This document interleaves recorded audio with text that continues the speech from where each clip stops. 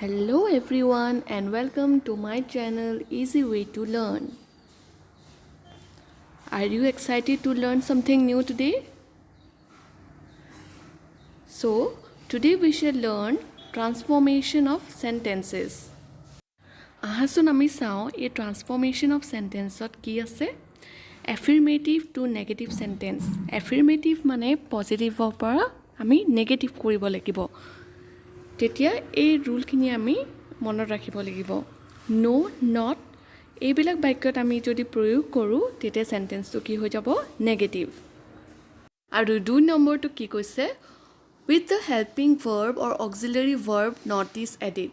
যদি আমি helping verb বা auxiliary verb একেটাই helping verb auxiliary verb আমি জানো is am are was were etc তাত যদি আমি not to যোগ কৰোঁ তেতিয়া সেই সেন্টেন্সটো নেগেটিভ হৈ যাব। আৰু যদি helping verb নাথাকে তেতিয়া কি কৰিম বাৰু আমি do not does not আৰু did not আমি তাত বহুৱাম। এইখিনি কথা আমি ভালকে বুজিবলৈ আমি এক্সাম্পল কেইটামান চাই লওঁ। He is hungry এটো affirmative sentence এটো নেগেটিভ আমি কেনেকৈ কৰিছো he is not hungry। The man was dancing the man was not dancing। He gave me the book he did not give me the book।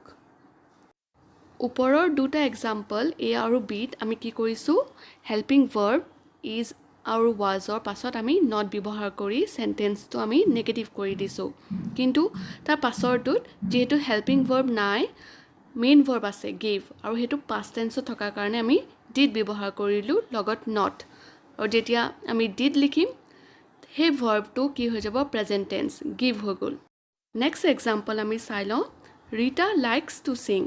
ইয়াত helping verb নাই আৰু অকল main verb আছে likes এস আছে সেইকাৰণে আমি কি লিখিছো Rita does not like to Singh.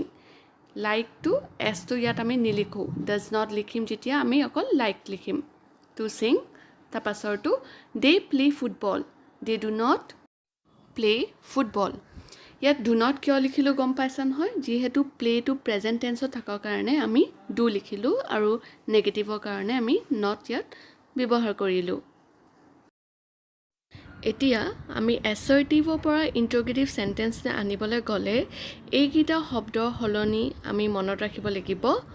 never থাকিলে ever হ'ব no থাকিলে any হ'ব everybody বা everyone বা all থাকিলে who বহিব every আৰু লগত যদি noun থাকে তেতিয়া বাক্যটোত আমি is there any তাৰপিছত noun আৰু who এই শব্দবিলাক বহুৱাই বাক্যবিলাক Sajim.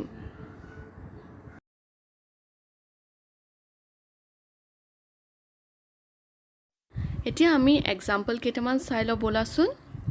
He does not know the case এইটো আমি ইন্টাৰগেটিভ কৰিবলৈ হলে প্ৰশ্নবোধক কৰিবলৈ হলে আমি কি আগত বহাইছো does টো বহাইছো does he know the case তাৰপিছত question mark। He came here yesterday came to past থকাৰ কাৰণে আমি did দিছো বাক্যটো হৈছে did he not come here yesterday। Germs cannot attack healthy men ইয়াত আমি কি বহুৱাইছো আগত can germs attack healthy men। যেহেতু যদি helping verb থাকে মই যে কৈছো তোমাক auxiliary verb or helping verb থাকিলে হেতুই আমি আগত বহুৱাব লাগিব। যদি helping verb নাথাকে আমি মেইন ভাৰ্বটো কোনটো টেন্সত আছে যদি প্ৰেজেন্ট টেন্সত আছে মেইন ভাৰ্বটো do বহুৱাম যদি s থাকে তেতিয়া does বহুৱাম আগত আৰু যেতিয়া past tense থাকে তেতিয়া did বহুৱাম আগত ঠিক এনে ধৰণে।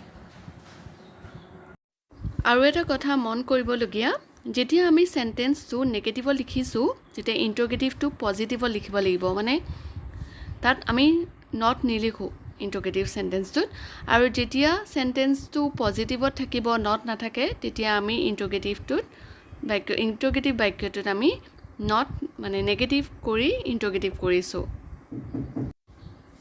ঠিক তোমালোকৰ টেগ কোৱেশ্চনৰ দৰে মই যে কৈছো তোমালোকক টেগ কোৱেশ্চনত পজিটিভ থাকিলে টেগ কোৱেশ্চনটো নেগেটিভ হ'ব নেগেটিভ থাকিলে পজিটিভ ঠিক তেনে ধৰণে যদি assertive সেন্টেন্সটো পজিটিভ থাকে ইন্টাৰগেটিভটো নেগেটিভ হ'ব যদি বাক্যটো নেগেটিভ থাকে ইন্টাৰগেটিভ সেন্টেন্সটো পজিটিভ লিখিব লাগিব। she lives here ইয়াত লিভছ থকা কাৰণে আমি does লিখিছোঁ does she not তেতিয়া লিভ হৈ যাব এছটো তেতিয়া আমি নিলিখোঁ লিভ হিয়াৰ তাৰপিছত কুৱেশ্যন মাৰ্ক নেগেটিভ লিখিলোঁ দেখিছানে তোমালোকে I can never forget you never থাকিলে কি বহিব ever ইয়াত অক্সিলাৰী ভাৰ্ব আছে হয়নে can আছে canটো আগত লিখিম আমি can I ever forget you প্ৰশ্নবোধক nobody has seen the wind has anybody seen the wind বাক্যটো nobody থকা কাৰণে anybody বহুৱালোঁ যেহেতু no থাকিলে আমি any বহুৱাম বুলি মই আগতে তোমালোকক কৈ থৈছিলোঁ সেইকাৰণে আমি বাক্যটো তেনে ধৰণে লিখিছোঁ আৰু কেইটামান এক্সাম্পল আমি চাই লওঁ everybody wants to be happy মই কৈছিলোঁ তোমালোকক আগত everybody থাকিলে all থাকিলে কি বহিব who বহিব who does not want to be happy does not কিয় বহুৱালোঁ বাৰু does কিয় বহুৱালোঁ কাৰণ wants আছে ভাৰ্বত s থকা কাৰণে আমি does বহুৱালোঁ আৰু নেগেটিভ বহুৱালোঁ কাৰণ সেন্টেন্সটো পজিটিভত আছিলে সেইকাৰণে ইন্টাৰগেটিভ সেন্টেন্সটো আমি নেগেটিভত কৰিছোঁ তাৰ পাছৰটো every mother loves her child every থাকিলে কি বহিব every আৰু যদি noun থাকে তেতিয়া কি বহিব is there any তাৰপিছত noun তাৰপিছত who সেইকাৰণে বাক্যটো এনে ধৰণে লিখিছোঁ is there any mother who does not love her child loves থকা কাৰণে does লিখিছোঁ not লিখিছোঁ আৰু love লিখিছোঁ তাৰপিছত question mark his glory will never fade will his glory ever fade আশা কৰিছোঁ তোমালোকে আজি এই ক্লাছটো বুজি পাইছা মোক কমেন্ট সেকশনত জনাবাচোন